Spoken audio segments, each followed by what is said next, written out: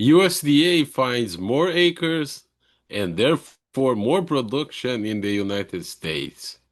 We are going to wrap it up this and the market assessment with Jerry Gidel right here on Connected Farmer, your channel to keep you up to date with the latest trends in agriculture and livestock.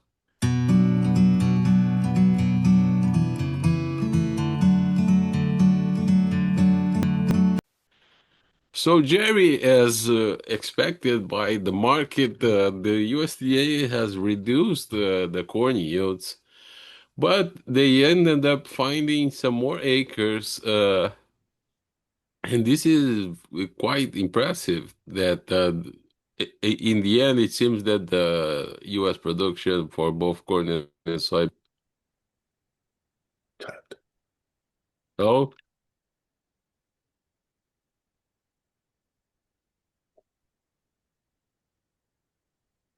what happened? I don't know. It just all of a sudden stopped. Keep Yeah, going. so you heard my question, right? Yes, I did. Okay. Well, I think the real interesting issue here is that the acreage numbers are really a puzzle at this time coming in. I realize that they do this September update on things, but we had a substantial increase back in August because of uh, considerations of what they saw and the timing of their June report and that. And we had over 3.5 million acres more was added in the last 2 months on corn. And that's pretty dramatic type changes. Definitely not on the radar for anybody at this point. Going forward, it's really a factor in here that uh, interestingly enough, we're about 1.4 million higher than our previous record level on U.S. corn plantings and that, and some. So that's a factor in this thing that is quite unexpected here at this point. But even with the increases here, the reduction in yields, I think, kind of makes some basic sense. At least that's what I was anticipating. That's what came through at this point. But the overall here, I think the market was uh, not that they were looking for a huge change in carryover stocks, but at least at this point, it wasn't an increase. And I think that's really been some of the factors here as we go forward here on things in this USDA report here at this point. Um, the, the the other interesting twist on it here is that of this, I think it's about 3.3 million of increased acres the last 2 months. Only 16% has been in the eastern corn belt here at this point. That's anything east of the Mississippi and north of the Ohio, and that's where the most and strongest yields are in the U.S. And so this expanded yields, uh, expanded plantings are really going to be in areas that are not as strong.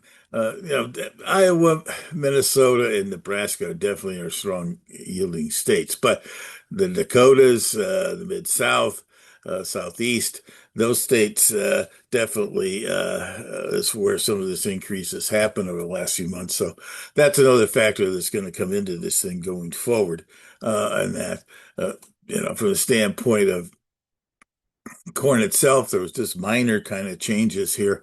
Kind of still surprised by some of the late exports shipments that came through that I felt that they might increase exports, but they didn't in the corn S&D from there on the old crop.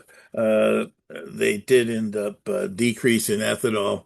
There's definitely been indications out there, by the way, that the ethanol industry has been utilizing sorghum, particularly in the Southwest.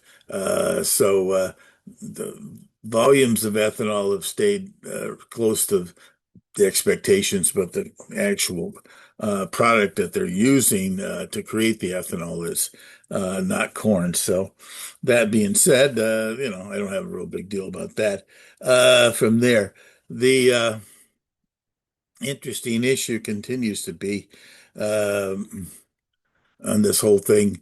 And the new crop is how is this demand all going to hold together at this point? The USDA didn't make any real changes in their new crop corn demand structure at this point. So the well, slight increase in the carryover stock and only a 72 million increase, despite the fact that we had this big increase in yield or in acreages. The yield kept it under control. So here we are, 90 million, and the USDA did increase exports by 100. So here we are back basically unchanged at 2.1 billion bushels, which I think ultimately was part of the reason we had the short-covering rally here on Friday was that a lot of people bet that that number was going to come from 2.1 down to maybe 2.2 or 3, and it didn't happen. So they had to get scampered out of there from the locals and also some traders at this point. So corn definitely was the one everyone was watching. Soybeans was also important, of course. But there was this market reaction on Friday, putting corn up by 10%. So it's quite impressive because I don't see much more demand coming out of China, and yet with higher production in the US than previously thought. So, do you think this rally is going to last for a while? I have the same kind of feeling you do here that it might pop into early next week, and I would encourage people to, if they've got some excess storage issues out there, or excuse me, non-available storage situations, they should be considering moving some supplies and of new crop corn, and then look to reestablish a position on the futures because of the fact that in general here, the corn and soybean sales in the U.S. for this fall have never really been that attractive, and now they got some pretty wide basis levels out there. I know that that's not very attractive to producers, but I think it's definitely something that is out there. There's lots of concerns here about further harvest pressure here once we get rolling here. Just got some real early kind of indications right now, which are kind of going with this reduced national corn yield at this point. Yes, and how do you see the market for soybeans? Because soybeans is quite a different picture. Oh yes, yes. Well, we came into this crop productions update here with just 300 million kind of carryover stock, which is lower than the one that just got completed here at 330 million. And that the real twist of that is if you're going to end up increasing corn by, 1.3 or 4 million, you'd feel like that the bean plantings would also go down, but they went up 210,000 acres. Another thing that's causing lots of head scratching here in the industry at this point. Uh, the yield adjustments that we came up with here, the 1/10 of a bushel, uh, up and down along the way. Actually, interestingly enough, the Mid-South and Southeast, some of those yields really got some tumbles on them. And that, the soybeans at this point, with the lack of moisture in August and that, and generally speaking, last year we had quite a significant shift downward in both corn and soybean yields because of minimal rains, which was great for harvest, but at the same time, it didn't delay combining or harvesting, but it also kept trapping the seed moisture out there. This morning we did get kind of a backdoor front that did slip into the Chicagoland area, but they're only talking about maybe a quarter to a half an inch, and that's not going to make a huge difference. And we're going to be some 90s here in the Eastern Corn Belt in the coming weeks. So that's definitely an issue that could continue to have situations there.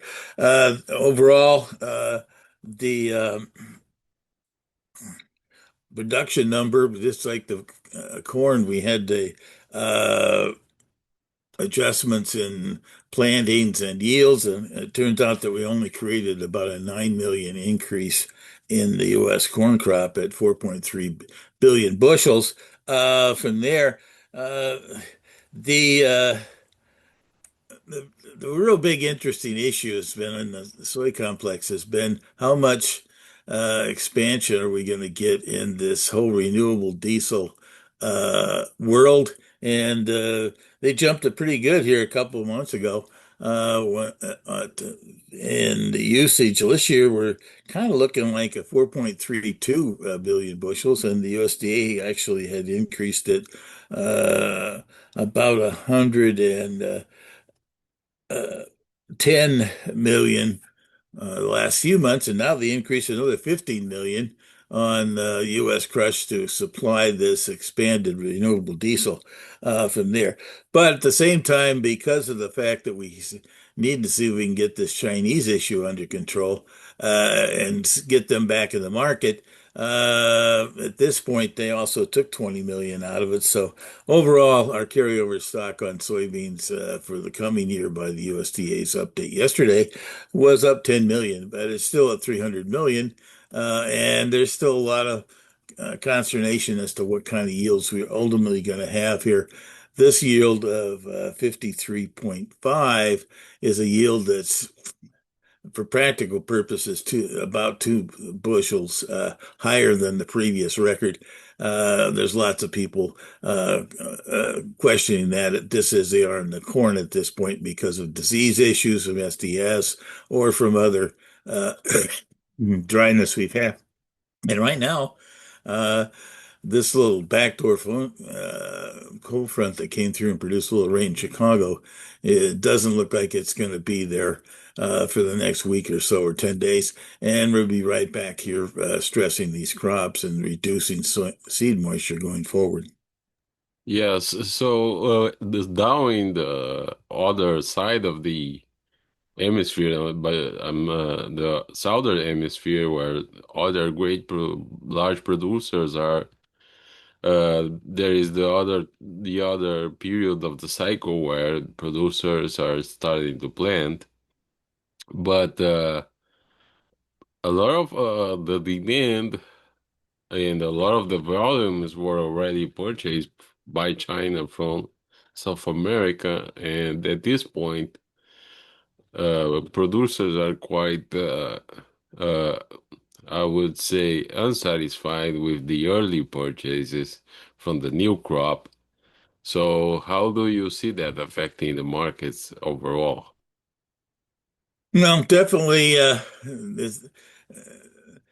The new crop scenarios here, the optimism that's kind of built because of some of the overall production increases here towards the summertime, with both Brazil coming up with slightly higher corn and soybean numbers, outputs, as they overall have sold a huge portions of their old crop corn and soybeans to the world markets. And I'd have to say the real interesting twist here in that too is in the fact that, yes, China has been a big buyer of all these things, and they've even bought a lot from Argentina and Paraguay and places like that. But the quick thing is all the other buyers that use South America's supplies really have to come to the U.S. And I'm not sure why that has not really, resonated, particularly with the prices points that we have in the U.S. right now for fall scenarios because of the lack of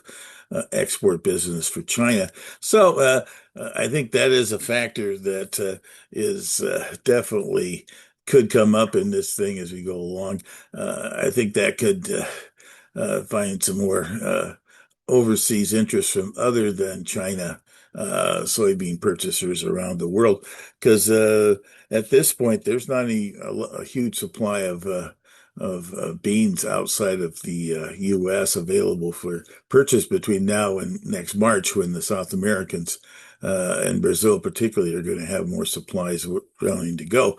And interestingly enough, lots of optimism here about expanded production capabilities, in the coming year. It looks like, by the way, the final numbers for South America were closer, for Brazil at least, for 172 million versus the 169 the USDA has been using. And then on the corn side, the number is in the 135, 136 levels. But I think that the interesting twist here is that it's a long season. There is some La Nina weather tendencies floating around out there. Will it happen? Will it won't? How significant it will be? You really don't know until you get further into the cycle and how it impacts things in South America. But in general, here, I think that lots of people in the world are banking on South America having a big crop, and if it doesn't come through, things could change. But in the same situation here, we're still going to be going through harvest here in the U.S. and getting more and more information about the size of this year's crop. So early indications have not shown any dynamic jump in overall yield trends. But that's usually the typical when you're dealing with U.S. corn and soybean yields. The first ones are usually shorter seasons. They don't have as much, inputs into them. Sometimes they're for just silage, things like that. So turns out that that's going to be uh, it, people need to keep the ear to the ground, and I'll definitely try to get people informed as to how these yields are coming about uh, here in the U.S. because ultimately that's going to be the big decider as to how much we can get in a post harvest type of recovery. But I wouldn't want to bank on the fact that we're going to see any $5 corn or 10 or $11 soybeans right now at this point. To get anything substantially above, the low $4 on corn, we're going to need some other issues around the world to come about to generate more demand because we're producing a corn crop here at this point that's substantial, and it's going to be a factor in where we're going to store it and where we're going to try to market it. Yeah, so anything else that you see for the short-term market? Well, this right now, at least, the there's some issues in the U.S. biofuels scenario here about the fact that the kind of details of the USDA scenario didn't have all of the small producers' outputs being covered by the larger ones at this point, which is kind of strange. It was out announced that way, and now all of a sudden people are getting a little more concerned about it. I think that is it. And then probably the most interesting one, and unfortunately, it's probably not going to be finalized until maybe at this point, late this fall or early this winter, is the fact that the Supreme Court's going to finally look at the the Trump tariffs and see if they really fit in the bill here about emergency at this point. He's declared emergency. I don't know how much of an emergency it was for him to determine to change a whole different uh, system that's been around for years and normally has congressional discretion on it. But we'll find out. I think that's another factor, but that's in November, December. Those are not things that are happening right now today. It's going to be watching what the U.S. and China kind of response will be after their initial meetings next week, and also U.S. harvest reports will be the big market factor as we bounce along. But if you don't have storage, you got to also think about uh, making some marketing decisions here on corn. I would really kind of hold back on beans because of the extreme basis levels that are out there on that, and the fact that that could change pretty interestingly because of South American output with the small U.S. plantings. All right. Thank you very much. Have a good weekend.